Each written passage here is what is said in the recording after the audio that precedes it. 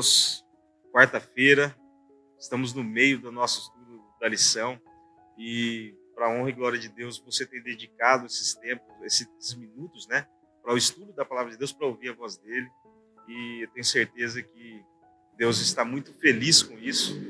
E hoje nós vamos estudar, né, a nova aliança tem superiores promessas? Será que nós podemos tirar isso do texto ali que foi dito aqui na lição? Será que nós podemos confirmar isso? Ou será que na aliança anterior as promessas ou as bênçãos seriam as mesmas? Ou seja, como eram as bênçãos da antiga aliança e como são as bênçãos agora? Teve mudança nisso? Podemos ser tentados a pensar que a nova aliança tenha superiores promessas, no sentido de que apresenta recompensas maiores do que a antiga. Será que é assim, meus irmãos? Por exemplo, né, as pessoas acham, muitas pessoas acham, e é importante que você estude isso, porque em algum momento você vai poder ajudá-las, né, a chegar no real sentido dessa nova aliança ou dessa aliança renovada. E muitas pessoas acham que antigamente você era salvo por obras, por leis, era a única coisa que te levava à salvação. E, com certeza, isso porque muitas pessoas pensavam assim, praticavam isso. E, às vezes, infelizmente, ainda praticam hoje. Mas não é essa a realidade. Se nós formos estudar um pouco mais a fundo, né, nós vamos ver que Abraão, ele teve a graça ali de Cristo, de Deus. Noé também, ele foi salvo pela graça, ele andava com Deus e por isso achou graça. E nós temos que ensinar isso para as pessoas, mostrar isso para eles.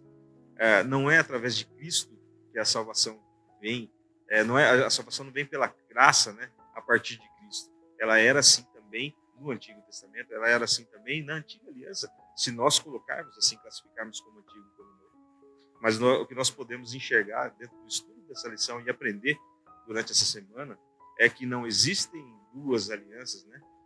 Existem uma renovação daquilo que já existia. E por que isso foi necessário? Porque nós quebramos, né, essa aliança. E como que nós quebramos essa aliança, meus irmãos?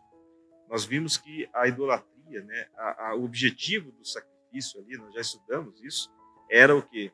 Proteger as pessoas da idolatria, proteger as pessoas das coisas que estavam ao redor delas. E quando isso não era conseguido, esse objetivo não era atingido, você tinha as pessoas caindo em pecado. Naquela época tinha uma forma de pensar e hoje é um pouquinho diferente, mas as condições são as mesmas. Né?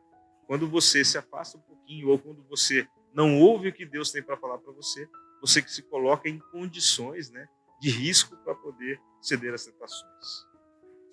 A obediência do Éden, por exemplo, é uma forma muito interessante de você entender o que aconteceu.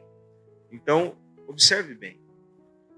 Como que a gente vê essa relação de obras, né, com salvação? Eu estou no Éden, estou lá junto com Cristo, e ele fala assim, você pode comer de todas essas frutas, de toda a erva verde que tem aqui, você pode comer. Só não pode comer daquela específica. Era uma regra, era um mandamento que tinha. E o que eu tinha antes de ir lá e comer daquele fruto que era proibido? Eu tinha o quê? A vida eterna. Eu tinha eternidade. Então, nós temos ali uma condição. Nós tínhamos uma condição de viver eternamente com Cristo, sem dores, sem morte, sem sofrimento. Nós tínhamos isso. E a única regra para que isso tudo fosse possível era que eu não desobedecesse a Deus. Não foi o ato em si de comer o fruto que fez a gente perder tudo isso. Foi a desobediência. Então, quando nós temos conseguimos enxergar com isso a relação entre as obras e a salvação. Você não é salvo porque você faz, ou porque você de alguma forma está fazendo melhor do que outra pessoa, ou porque você está obedecendo às leis, ou porque você pratica alguma coisa. Efésios 2, versículo 8 diz que nós somos salvos pela graça. E isso é importante para nós entendermos, que nós somos salvos simplesmente porque Deus nos dá essa oportunidade. Porque Cristo entrou como mediador, entrou como sacrifício, entrou no nosso lugar. E uma vez que ele fez isso, ele te deu a oportunidade. A sua chance agora, a parte nessa história, né, é aceitar isso que ele fez, é acreditar nisso que ele fez. E quando você não acredita, quando você... Observe, meu irmão. Uma vez falando com um amigo meu, a gente estava discutindo por isso, eu ainda estava começando a entender toda essa história de Cristo, de graça, etc. E ele me disse, quando eu estava argumentando com ele, eu falei, nós temos que melhorar nisso para sermos salvos. Ele falou, pera aí, cara. Você já foi salvo. Todos nós já fomos salvos quando Cristo se ofereceu como sacrifício. E quando Deus aceitou esse sacrifício, ele agora, no título de mediador, nós obtemos por isso a salvação. O que você pode fazer, meu irmão, é perder isso. Mas não porque você vai ser castigado, porque você decidiu perder isso. Ali no Éden é um exemplo muito claro disso. Nós tínhamos uma condição perfeita de vida, uma condição onde todos os dias nós temos um contato com Deus, poderíamos viver eternamente assim, mas nós decidimos desobedecer. Então a desobediência, ou vamos dizer assim, a não guarda dos mandamentos, né, ou a desobediência dos mandamentos, te tira a salvação. Ela te coloca numa condição onde você não aceitou a graça de Deus. E é isso que nós podemos entender, né, dentro desse contexto de mediação, e por que Cristo foi aceito como mediador? Porque ele obedeceu da forma perfeita. Nós não vamos conseguir fazer igual a Cristo fez, mas ele nos dá a oportunidade de ficarmos perto dele para nos assemelharmos. Então a nossa conquista vai ser dia a dia, vai ser uma luta constante, né, para que nós possamos chegar ali perto do que Cristo fez. Mas como que eu consigo isso? Através do estudo da lição, através da presença nos cultos, de estar em contato ali com a obra de Deus, de levar isso para as pessoas. É assim que você faz para ficar perto de Deus. É fazendo a obra dele, é fazendo o que ele pediu para nós fazermos.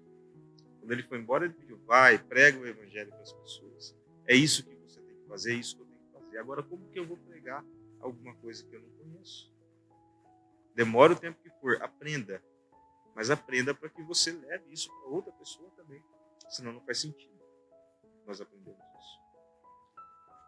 Nós temos a escritora, a nossa escritora Ellen White.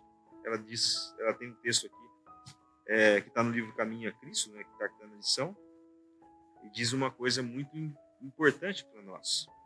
A condição para a vida eterna ainda é a mesma que sempre foi. Perfeita obediência da lei de Deus. Perfeita justiça, exatamente como era no paraíso antes da queda de nossos primeiros pais. Se a vida eterna nos fosse concedida sob qualquer condição inferior a esta, a felicidade de todo o universo estaria correndo perigo. Estaria aberto o caminho para que o pecado, com toda a sua miséria, se perpetuasse. Nós perdemos essa oportunidade, essa dádiva que é a eternidade, justamente para isso, para que nós não contaminássemos o universo. Uma vez que Deus não tirasse a nossa eternidade, ou tirasse a nossa condição de salvos, nós estaríamos eternamente pecadores. E isso não é de Deus. É por isso que o pacto dele, que ele ofereceu para nós foi o quê? Obedeça e eu te dou a eternidade. Mais uma vez, quando Jesus veio para essa terra e mostrou de várias formas, né, como fazer isso, nós temos que simplesmente aceitar e entender aquilo que ele pediu para nós fazermos. Diferente disso, você vai estar mais uma vez colocando o seu jeito e não fazendo do jeito que Deus quer. Que nós possamos ter isso no coração, que nós possamos levar isso para o nosso dia hoje. E fazendo isso, nós vamos chegar um pouquinho perto do que Deus quer para a nossa vida. Amém? Vamos fechar os olhos e falar com Deus mais uma vez. Pai querido, nós estamos aqui na condição de pecadores, Senhor, na condição de pessoas que sabemos que somos fracos, mas sabemos também que com o Senhor ao nosso lado nós temos toda a oportunidade de salvação, Deus. Que nós possamos entender isso, aceitar e aplicar isso na nossa vida e também levar para as pessoas que estão à nossa volta. Nos ajude, Senhor, é o que te pedimos em nome de Jesus. Amém.